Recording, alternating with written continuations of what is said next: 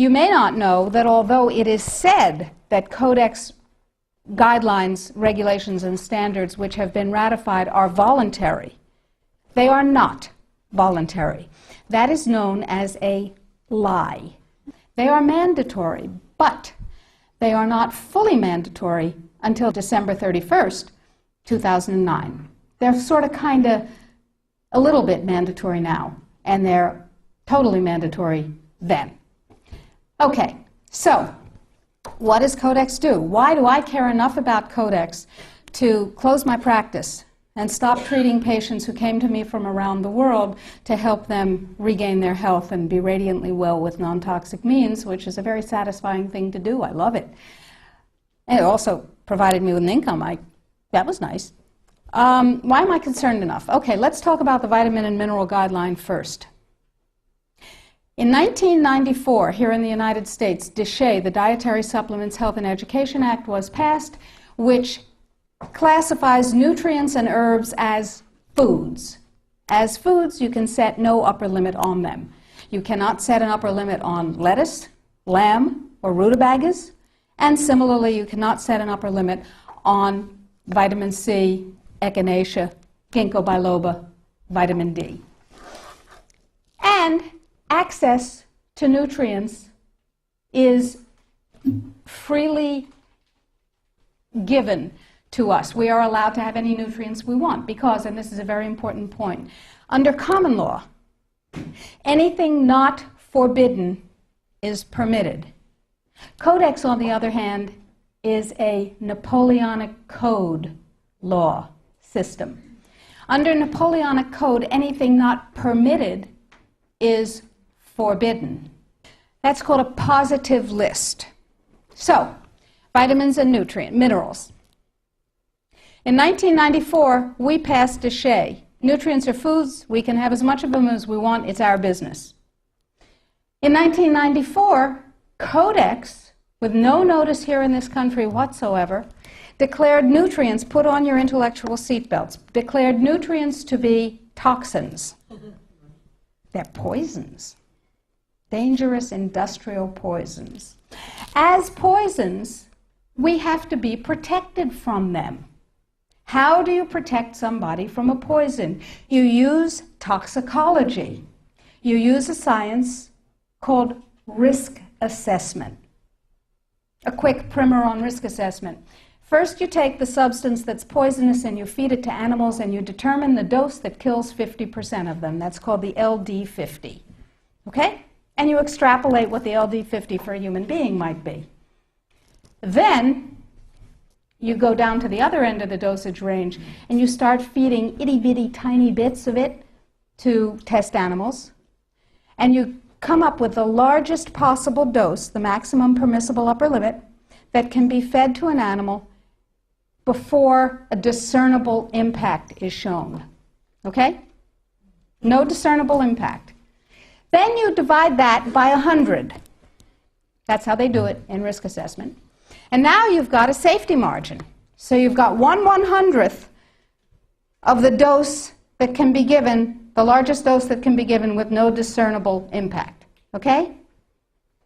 Nutrients under Codex not only are limited to those nutrients on the positive list, and we anticipate there will be 18 of them, and they do not include CoQ10, glucosamine, chondroitin sulfate. They do include fluoride, which, to my knowledge as a physician, has absolutely no biological benefit whatsoever. But it does make people complacent.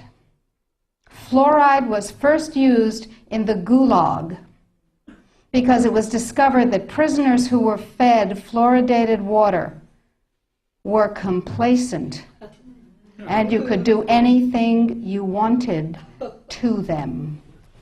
They were easy to manage. So you have 18 nutrients. You have itty-bitty, teeny-weeny, little-bitty doses that are determined scientifically to have no effect on any human being. Now, in this country, we have a problem. We have DSHEA. We got to get rid of DSHEA in order to harmonize with Codex. that part of Codex anyway. So how do we get rid of déchets?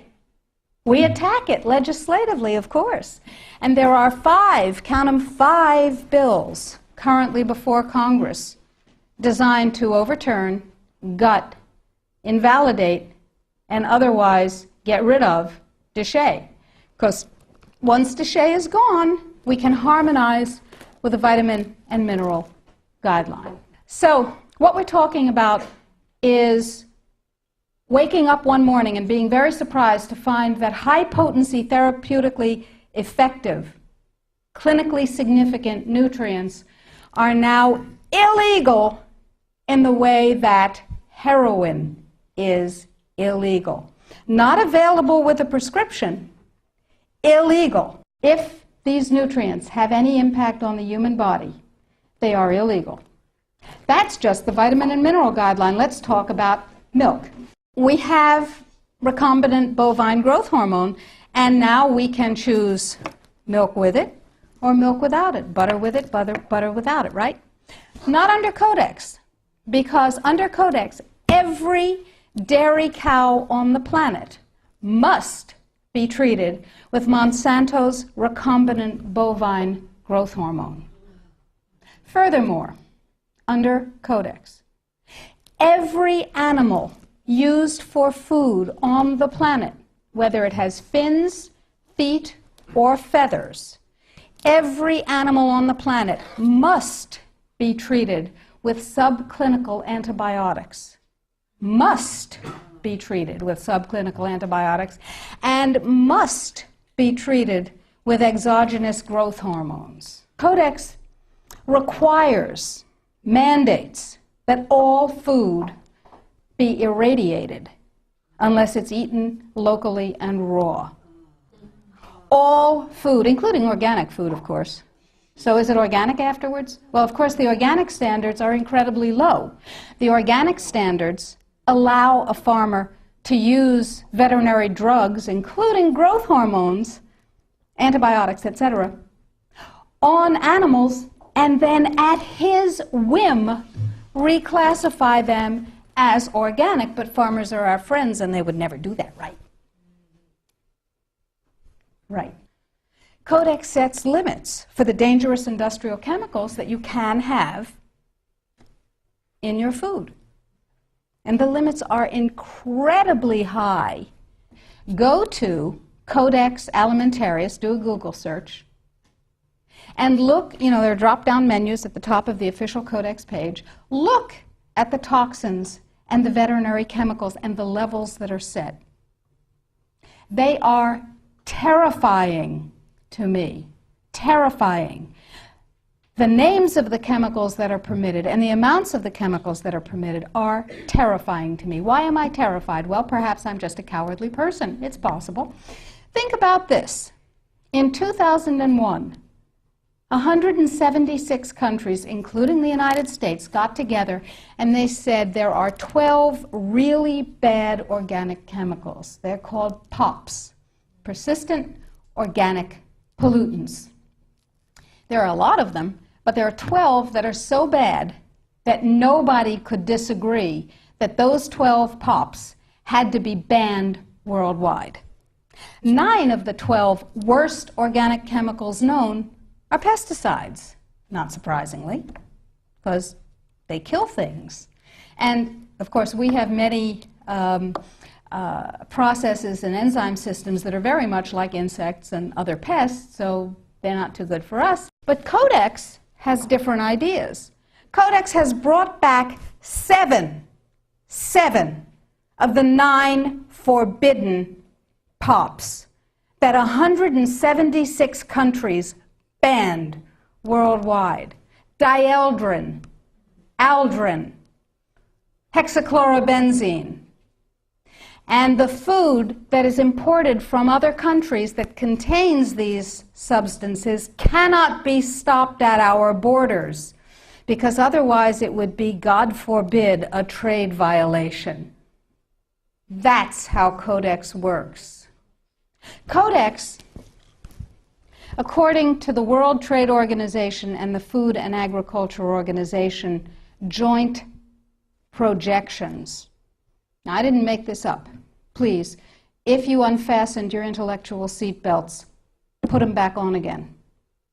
If you do the numbers in the WHO-FAO projections, the epidemiological projections, they estimate, not I, because what do I know?